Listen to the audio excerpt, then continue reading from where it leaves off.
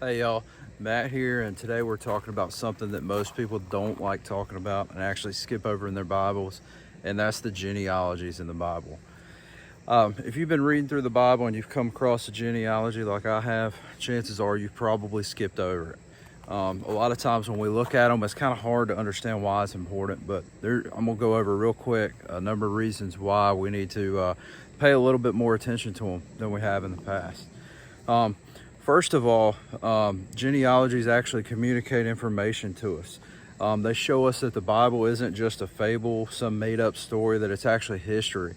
And through genealogies, we see how meticulously the authors of our Bible actually documented what actually happened.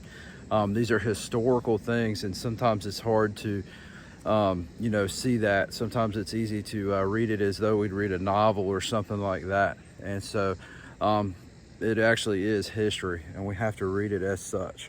Another thing, in the ancient Jewish culture, it was very important to trace the lineage of families, a lot more so than it is today. Today, if you want to be a pastor, you just feel that call. You typically go to seminary and then you get hired on somewhere. In the Jewish culture, that's not so. They had to be part of the Levite line in order to become part of the priesthood. And so this was important. If they were to be a priest, they had to come from the Levitical line. Also, royal lines.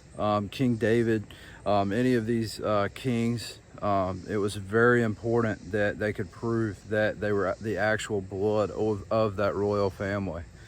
We see that with Saul, with David, and then eventually with Solomon too, as he becomes the king, and so on. But this was also true outside of the Bible in other history, these royal lines.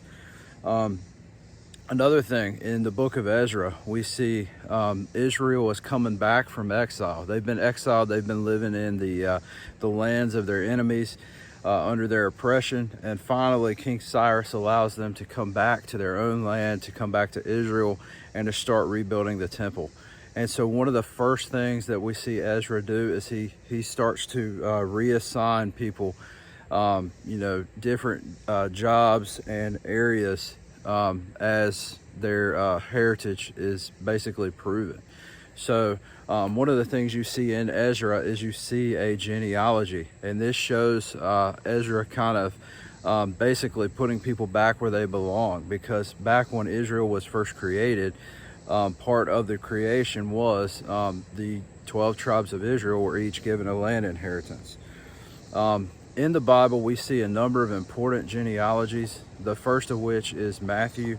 Matthew, he traces the genealogy all the way back to Abraham. And this is important because Matthew is writing with a Jewish perspective. And so it would be important to go back to Abraham, because going back to Abraham would show how Jesus has fulfilled the promise that God made to Abraham when he called him out of his homeland, when he promised that he would make him a nation and that he would make his people great. Another big genealogy we see is in the book of Luke. Luke, he goes further than Abraham. He goes all the way back to Adam. And in doing that, Luke is actually showing how Jesus actually came from Adam, from the first man, was actually a man himself, and how he actually fell into that royal lineage of David as well. So Luke is very important as well. And then another one is Ezra, like we were talking about. Ezra talks more about, or in Ezra, it's pertaining more towards the people coming back from exile, as he's trying to reorganize them and get them back where they belong. But as we read these genealogies, some things that we're going to see that are very different from our genealogies today.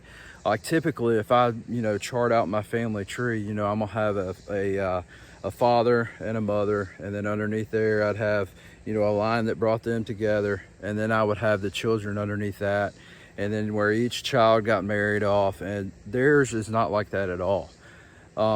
This is a very patriarchal society, and so typically when they traced the lineage, they traced it by the father, because they believed that basically the seed of the man is where the child came from. They didn't know that the egg of the woman had anything to do with that, and so that's how they kind of traced it. And so what you're going to see a lot in the genealogies is you're going to see a father and son format. So you're basically going to see so-and-so had a son, his name was so-and-so.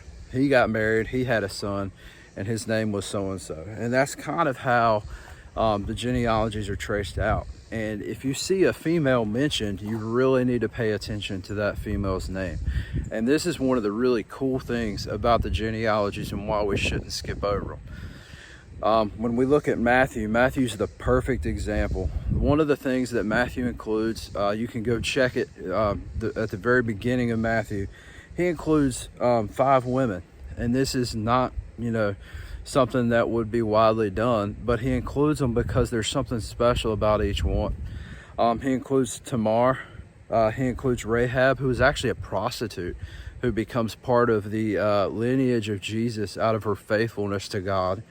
We see Ruth, who we know is the main figure of the book of Ruth. She became part of the lineage of Jesus by being faithful and staying with her mother-in-law, and then eventually marrying Boaz.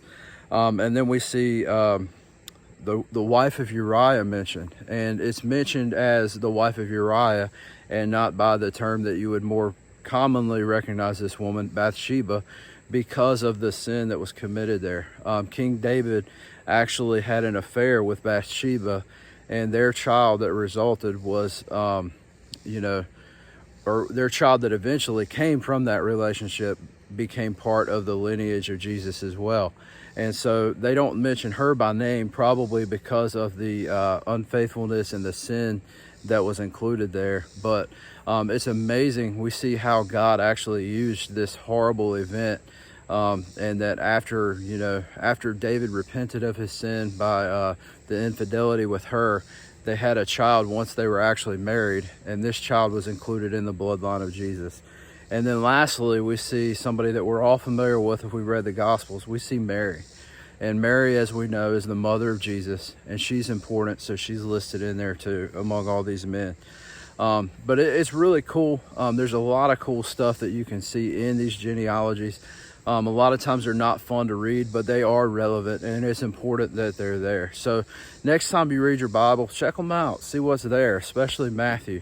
Go back and read it for yourself, and see those 5 women listed there and how special it is that God highlighted how he used these faithful women and how he singled them out and recognized them in that genealogy.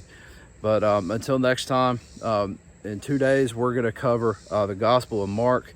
We're going to talk about Mark in depth, just like we did Matthew, and we're going to try to get back on track with these the Gospels after our little break, talking about COVID and stuff. If you like these videos and you have any questions, please send them my way. I've gotten a lot of good questions, and occasionally we're going to get off topic and hit one of those questions. I love getting them. I love interacting with you. But until the next video, I love you guys. Blessings.